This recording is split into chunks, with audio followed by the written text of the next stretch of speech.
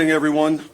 My name is Akil Davis, Assistant Director in Charge of FBI Los Angeles. I'm going to announce our speakers in order. It will be First Assistant United States Attorney Bill Asaley, myself, then Chief of Police Jim McDonald, Sheriff Robert Luna, and then Chief of Police for Palm Springs Police Department. So without further, I'm going to turn over to the United States. Thank you. Thank you. Good morning, everyone. I'm Bill Asaley. I'm the head of the U.S. Attorney's Office for the Central District of California. Over the weekend, my office, along with the FBI, arrested members of a far-left, anti-government domestic terror cell who self-identify as the Turtle Island Liberation Front. The individuals were arrested on Friday, December 12th, when the group attempted to construct and detonate IEDs out in the desert.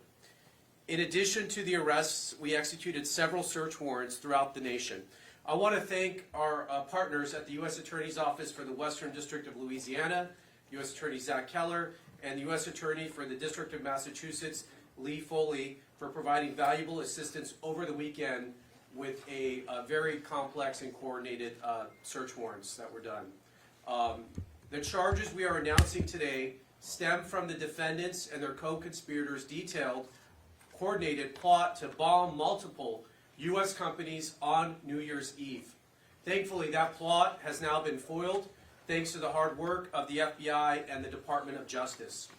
This investigation was initiated in part due to the September 2025 executive order signed by President Trump to root out left-wing domestic terror organizations in our country, such as Antifa and other radical groups like the Turtle Island Liberation Front.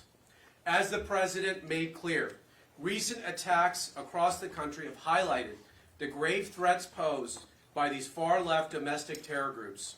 These threats are sophisticated, organized campaigns of targeted intimidation, radicalization, threats, and violence designed to silence opposing speech, limit political activity, and direct policy outcomes, and prevent the proper functioning of a democratic society.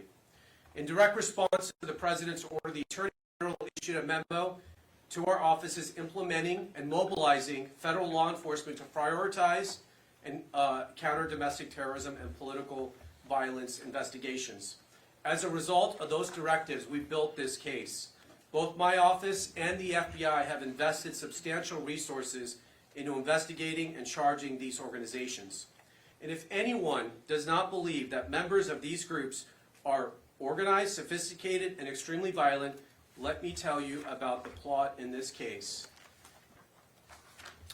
The four defendants are Audrey Carroll, 30 years old. The pictures, I think we have them somewhere. We'll put them up here. Audrey Carroll, 30 years old. Zachary Aaron Page, 32. Dante Gaffield, 24. And Tina Lay, 41. Each from the Los Angeles area.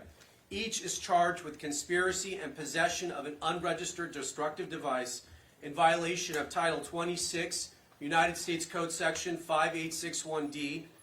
We intend to file additional charges in the coming weeks as we finish reviewing the evidence.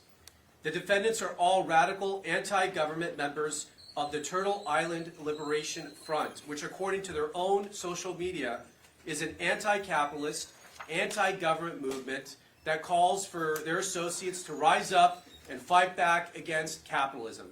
One of the leaders of the organization, Defendant Audrey Carroll, helped organize an even more radical faction of the group called the Order of the Black Lotus.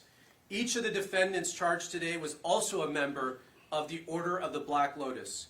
Carroll described this group to her co-conspirators as everything radical. As detailed in the federal complaint, which we will now make public, in November 2025, Defendant Carroll created a detailed bombing plot to use explosive devices to attack 5 or more locations across Southern California on this upcoming New Year's Eve. Carroll and her co-defendant, Zachary Page, led the effort to obtain and build the bombs and to recruit others to join in their plot. Carroll's bomb plot was explicit. It included a step-by-step instructions to build IEDs, or improvised explosive devices, and listed multiple targets across Orange County and Los Angeles. Carroll also made clear her desires. She said, quote, "What we are doing will be considered a terrorist act." Carroll and Page also discussed plans for follow-up attacks after their bombings, which included plans to target ICE agents and vehicles with pipe bombs. Carroll stated that those plans would, quote, take some of them out and scare the rest. Throughout early December, the co-conspirators discussed their plans during an in-person meeting in Los Angeles and through an encrypted messaging application.